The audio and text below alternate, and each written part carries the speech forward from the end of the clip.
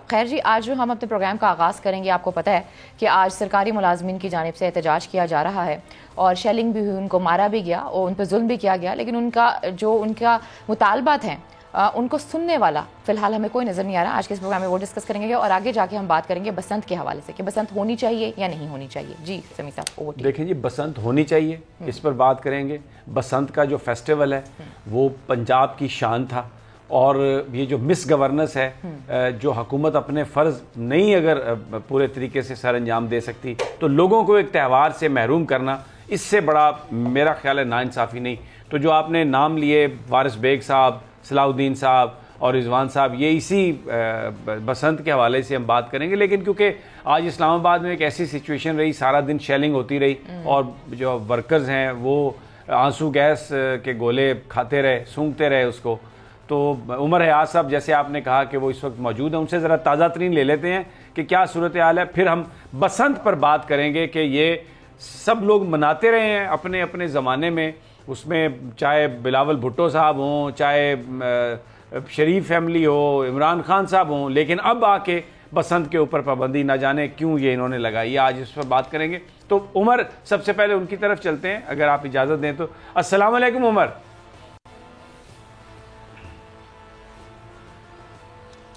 वालेकुम अस्सलाम समी साहब। अच्छा उमर, आज सबसे पहले तो आप ये बताएं कि आप किस जगह पर खड़े हैं और अब सूरत हाल क्या है। वर्कर्स कुछ मौजूद हैं, महसूर हैं, चले गए हैं, पुलिस मौजूद है, आप देख क्या रहे हैं?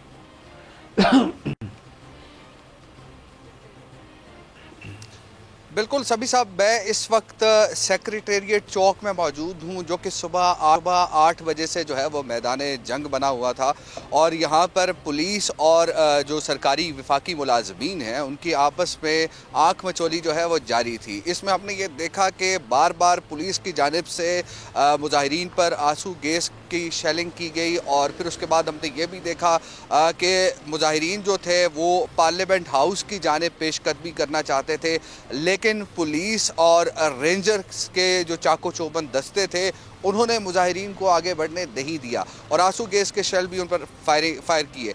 अब जो सूरत हाल इस वक्त है, इस सूरत हाल में मैं आपको बताता चलूँ कि जो सेक्रेटेरिएट के जो मुलाजमीन थे उन्होंने ख़ुद को महसूर किया था और सेक्रेटेरिएट के जो मेन गेट्स थे वो क्लोज़ कर दिए गए थे, बंद कर दिए गए थे, उनकी तालाबंदी कर दी गई थी और अब वो खोल दिए गए हैं और जो यहाँ पर वफाकी सरकारी मुलाजमीन थे वो यहाँ से रवाना हो चुके हैं। जब हमने उनसे पूछा कि आप कहाँ जा रहे हैं तो उन्होंने कहा कि हम डी चौक की तरफ जा रहे हैं, लेकिन हमारे कुछ दोस्तों ने जब उनसे पूछा तो उन्होंने कहा कि हम खाना खाने जा रहे हैं। समी साहब, इंटरेस्टिंग एक चीज़ मैं आपके इस प्रोग्राम में शेयर करना चाहूँगा कि आज जो जिस टीयर गैस का इस्तेमाल किया गया, उस टीयर गैस की एक बड़ी अनोखी एक कहानी मेरे सामने आई आज। और जब मैं यहाँ पहुँचा, कोई 5 बजे का वक्त था, तो मैंने एक टीयर गैस का शेल देखा और वो शेल जो था वो फायर किया गया लेकिन वो न चल सका, जिसकी वजह से उसको फेंक दिया गया और ये इस वक्त फुल टीयर गैस है।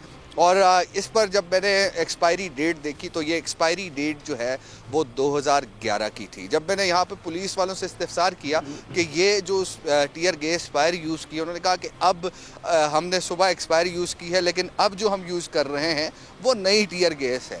और इस वक्त जो सूरत हाल है, ख़ास तौर पर यहाँ की जो मुलाजमीन है वो ख़ास तौर पर ये कह रहे हैं कि एक तो हमारे जितने भी जो सरकर्दा लीडर्स हैं उनको गिरफ़्तार किया गया है, उनको रिहा किया जाए और दूसरा वो ये मुतालबा कर रहे हैं कि 40% जो है वो तनख्वाहों में इजाफे का नोटिफिकेशन जारी किया जाए। अच्छा, और जब तक नोटिफिकेशन जारी नहीं किया जाएगा एहतजाज होगा और सुबह 7 बजे। जी, ये सुबह क्या वो एहतजाज करेंगे? सिचुएशन वैसी है क्योंकि मैं अभी भी आपके पीछे बिल्कुल सुनसान सड़क देखता हूँ, कोई ट्रैफिक मुझे नज़र नहीं आ रही।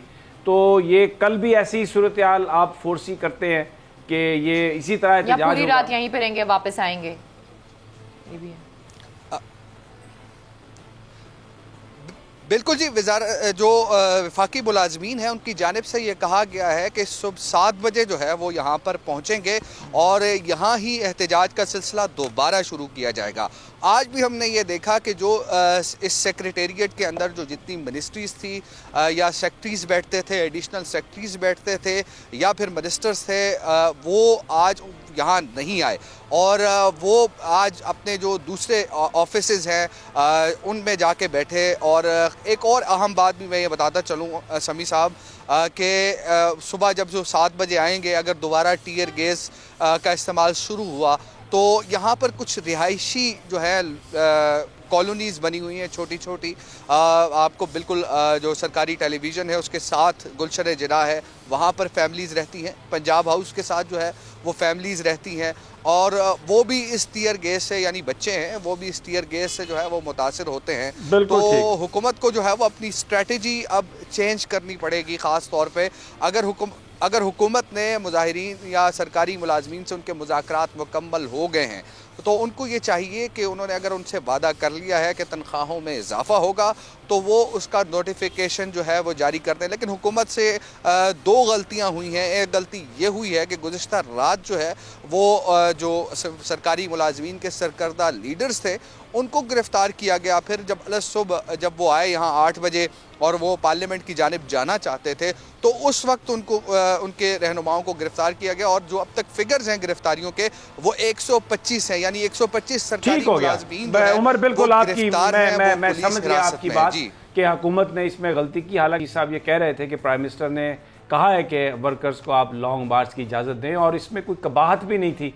अगर वो वर्कर्स जो एहतजाज कर रहे थे, अगर वो पार्लियामेंट हाउस जाना चाहते थे तो वो पार्लियामेंट हाउस कोई तबाही के लिए नहीं जाना चाहते थे। वो वहाँ पर जाके अपनी कोई अर्जदाश किसी को दे देते, कोई सरकारी बंदा आके वसूल कर लेता, या अगर वो धरना भी दे देते। तो पूरी दुनिया में ये चीज़ें इस तरह से होती हैं। एहतजाज करने वाले आते हैं, एहतजाज करते हैं, लेकिन उन पर आंसू गैस फेंकना, ख़वातीन को मारना पीटना, ये ऐसी चीज़ें हैं जो इंसान तसव्वुर नहीं कर सकता किसी महज़ब माशरे में। माजी में होता रहा, लेकिन इमरान खान साहब की हुकूमत से और फिर शेख रशीद साहब वज़ीर दाखिला बहुत ही अवामी आदमी, ये तवक्को नहीं की जा रही थी। आज उनका रवैया काबिल मुज़म्मत है। पाकिस्तान की वजारत दाखिला का रवैया काबिल मुज़म्मत है। जो लाठीचार्ज हुआ वो काबिल मुज़म्मत है, जो शेलिंग हुई वो काबिल मुज़म्मत है। इसलिए कि वो लोग सिर्फ पार्लियामेंट हाउस जाना चाहते थे, उनको आने देना चाहिए था। इसलिए कि पार्लियामान में आवाम के नुमाइंदे बैठे हैं, लोगों को मैसूर करना, वहाँ तक ना आने देना, कंटेनर्स लगा के, ये माजी की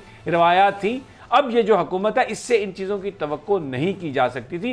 वो कोई असला बरदार नहीं थे, उनके हाथ में कोई लठ नहीं थे, कोई बेचारा क्लर्क था, कोई ये फेडरल कैपिटल में ये वो बेचारे शरीफ लोग जो सुबह आते हैं और शाम को वापस जाते हैं, ये सरकारी मुलाजमीन थे, ये उनके साथ। और फिर जबकि प्राइम मिनिस्टर ये कह चुके हैं, ये शेख रशीद साहब ने कहा कि प्राइम मिनिस्टर ने कहा है कि कोई लॉन्ग मार्च आप जो मुलाजमीन है उनका ना रोकें, तो फिर उसके बाद ये सब कुछ करना इसकी समझ नहीं आई। और जैसे अभी उमर कह रहे थे, उम्मीद करते हैं कि ये कोई ना कोई इस हवाले से नोटिफिकेशन आ जाएगा। साहब के दौर में भी प्रोटेस्ट हुआ करते थे, सारी रात लोग यहाँ पे बैठा करते थे, लेकिन इस तरह की तो कभी खुद इमरान खान साहब का 126 दिन का धरना था यहाँ पर, तो लाठीचार्ज नहीं हुआ और नहीं ऐसी बात नहीं हुई। तो अब ये होना, इस तरह वर्कर्स को रोकना, सरकारी मुलाजमीन को रोकना जो कि जेन्युइन लेजिटिमेट सरकारी मुलाजमीन थे, कोई उनके रूप में दहशतगर्द नहीं थे, तो मेरा ख्याल है ये इससे अवॉइड अगर किया जाता तो बहुत बेहतर होता। ये एक स्टिग्मा है वजारत दाखिला पर